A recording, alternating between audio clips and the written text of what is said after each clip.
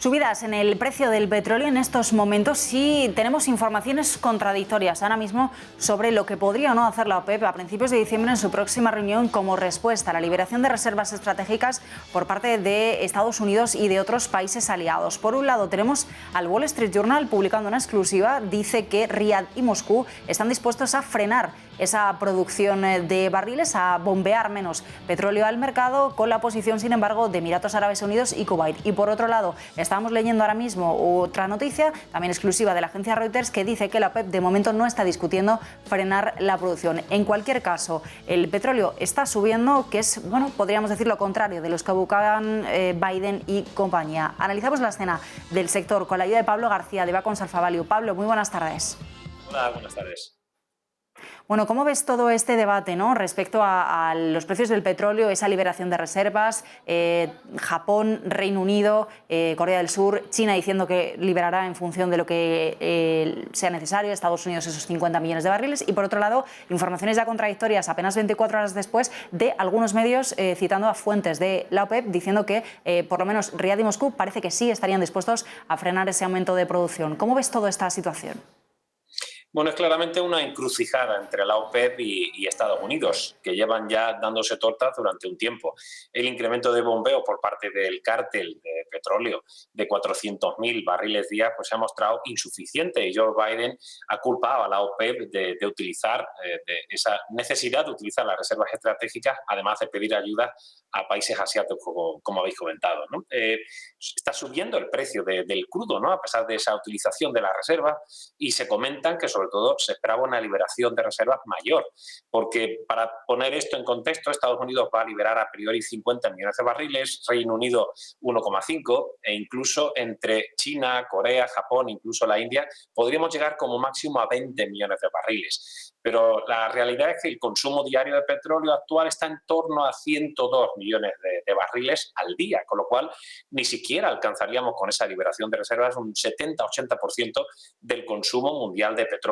Ahí está una de las explicaciones por las cuales el crudo Brent está a 82-64 dólares el barril, repuntando desde una zona que parecía que había recortado por ese interés de incremento de reservas, perdón, de liberación de reservas, y el West Texas está a 78-80 dólares el barril. Si hay algo que reconocemos en Bacons Alpha Value es que hay un cierto grado de uniformidad de criterios dentro de la OPEP, ¿no?, y una estrategia que está siendo eficiente para sus intereses, ¿no? Porque ahora mismo tenemos una reunión en ciernes, creo que era el 30 de noviembre se reúne el Comité Técnico de la OPEP y el día 2 de diciembre se reúne la OPEP, e incluso están valorando congelar ese incremento de producción, o dejar de añadir esos 400.000 barriles de petróleo al día, ¿no? Por tanto, todo esto en una crisis energética, con vistas a un invierno que se plantea frío, como fue el pasado con Filomena, que hizo estragos, y sobre todo, además, el dólar, que está apreciándose y desde luego, cada vez notan menos dólares por cada euro para comparar un petróleo caro. Y desde luego, la conclusión más importante es que en Europa este invierno sí que lo vamos a tener bastante crudo. Pablo, como decías, ¿no?, esa reunión es clave de finales de noviembre y sobre todo el 2 de diciembre, ¿no?, para poder tener un poco más de información al respecto. Quedan días por delante todavía, seguramente sigamos viendo fuentes y sigamos viendo publicaciones en medio de estos movimientos. Recuérdanos, ¿no?, para quienes estén viéndonos en casa y quieran comprender un poquito más el interesante juego de fichas, ¿no?, que es el mercado petrolero, esas posturas que pueden tener Riad, Moscú. Por otro lado, leíamos en el Wall Street Journal que Emiratos Árabes Unidos y Kuwait estarían a favor de mantener la política tal y como la tenían hasta ahora. Cuéntanos, ¿no?, cómo están ahora mismo las posiciones dentro del cártel y el porqué de ese juego de fichas, qué tiene que ver Estados Unidos y el fracking. Dibújanos una foto, ¿no?, del sector para quien nos esté viendo en casa y quiera entender un poquito más esto que estamos contando. Claro, lo has comentado muy bien, porque detrás de todo esto hay intereses políticos, y lo van a entender también los telespectadores cuando hablábamos del gas y cómo Putin se frotaba las manos cuando veía a los europeos que no habían sido capaces de generar tanta energía, en este caso verde, eólica, hidráulica o solar, y necesitaban más gas de Rusia. Putin lo que hace es frotarse las manos y decir, ahora esta es la mía. Eso es lo mismo. En el caso de Arabia Saudí, es verdad que Arabia Saudí es aliado de Estados Unidos, con lo cual Arabia Saudí no pretende, digamos, mancharse con esa congelación de esos 400.000 barriles al día supletorios que puso por el incremento debido a una mayor demanda con el crecimiento que, sobre todo en Estados Unidos, estaba siendo bastante sólido. Pero, sin embargo, Rusia se encuentra otra vez con un as en la manga, ¿no? Ya no solo es el gas, sino también el tema del petróleo. Y van a buscar contrapartidas, ¿no? Porque, insisto, con la liberación de reservas no se consigue nada.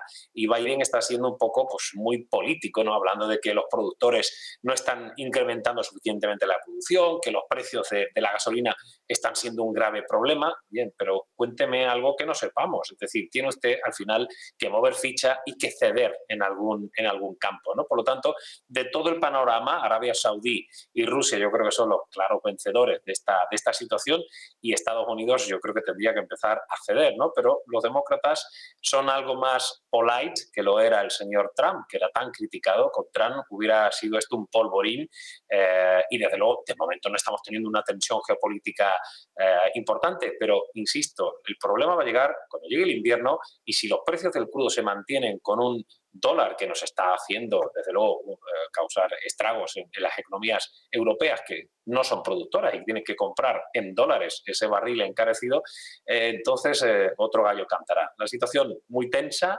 y la liberación insisto, de reservas estratégicas, desde mi punto de vista, era más un órdago a chicas que claramente algo para cometer, pues, o para presionar a la OPEP+, que, insisto, nos guste o no, el cártel está siendo extraordinario en sus decisiones para los intereses, por supuesto, de los países exportadores de petróleo.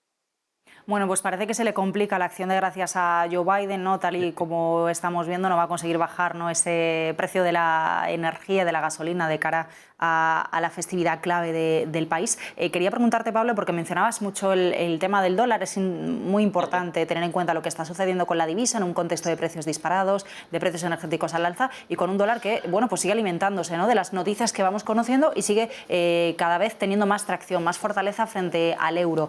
En clave de inversión, en clave de mercados, ¿no? ¿Qué hacemos con todas estas referencias que acabamos de comentar? Bueno, desde luego, la apreciación del dólar tiene un lado positivo, y es decir, se deprecia el euro, con lo cual para los exportadores europeos es un balón de oxígeno. Sin embargo, para esa factura energética, que es lo que más preocupa ahora, porque seguimos en una crisis energética. Es decir, el precio del gas es verdad que ha caído algo, es verdad que hemos tenido algunos datos algo más alentadores en el comercio, con el índice de Báltico, para el tema del coste de los fletes, del transporte marítimo, pero no es suficiente. Los precios se han multiplicado casi por 3. Por lo tanto, la situación sigue siendo muy compleja. Hablando más del dólar, todo es un reflejo de la teoría de paridad de tipos de cambio y de tipos de interés. Es decir, hemos visto que las TIRES empiezan a coger otra vez pendiente. Ahora mismo, mirando las pantallas del Bloomberg, el T-Bond está a 1,65,1 y el Bund está a menos 0,22,5. Sigue habiendo un spread bastante amplio, y eso, insisto, va a perjudicar a los intereses sobre todo esa factura que nos cuesta y que la pagamos en dólares. En el caso español, en lectura ya un poco más doméstica, es el peor de los escenarios posibles, ¿no? Un país como el nuestro, gobernado de una forma bastante comunista, que tiene sus pros y sus contras, ¿no? Y estamos más preocupados de sacar los presupuestos adelante. La verdad es que Filomena, yo creo que vamos a tener que coger, como ponía el otro día en el diario de Mercados, una gran manta zamorana y apagar un poco la estufa. Va a ser complicado, así que hay que amarrarse un poco y entender que vienen curvas. Pablo García, de Consalfa Value, como siempre, muchísimas gracias por acompañarnos. Buenas tardes. Un placer, buenas tardes.